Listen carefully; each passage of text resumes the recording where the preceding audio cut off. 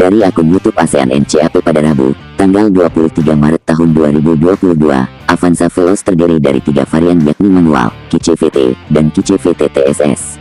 Sebagai contoh, Toyota Veloz dites tabrakan depan dengan kecepatan 64 km per jam.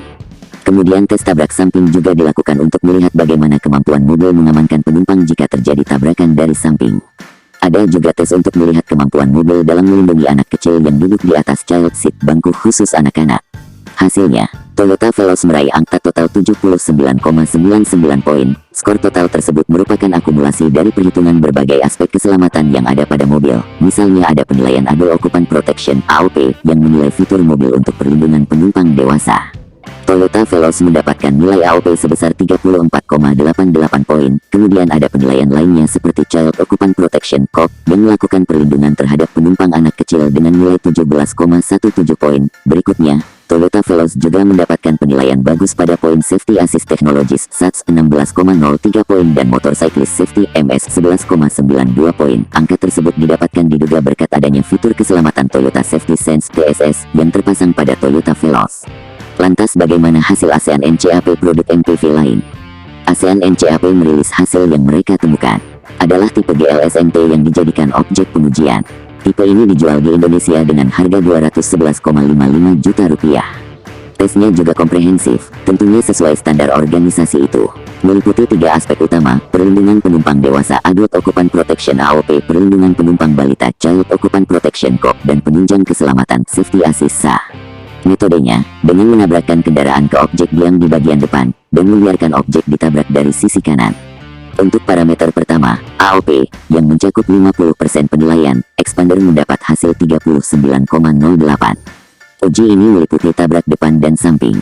ASEAN NCAP pun menyebut hasilnya, adanya perlindungan memadai untuk kaki pengemudi dan penumpang depan.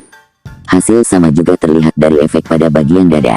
Namun untuk pengemudi, pembacaan di dada menunjukkan hasil yang tipis. Hasil itu tentu cukup baik mengingat airbag hanya ada di bagian depan saja.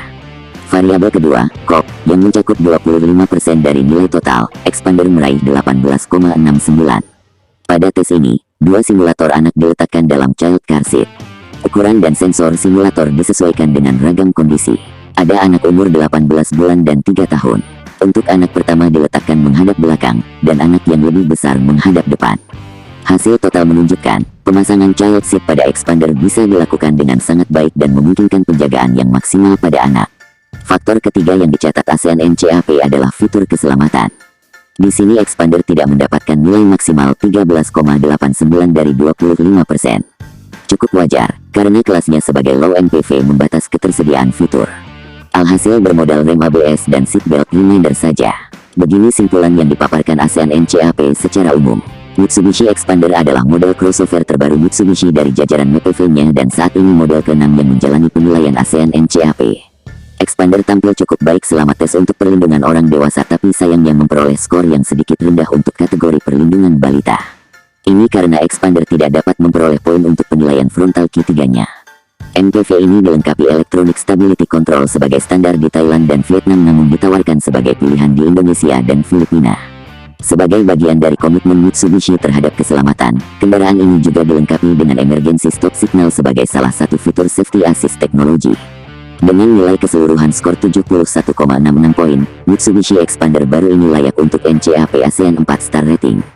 Total nilai Expander disebut ASEAN NCAP adalah 71,66 dari 100. Nilai ini masuk dalam rating 4 dari 5 bintang.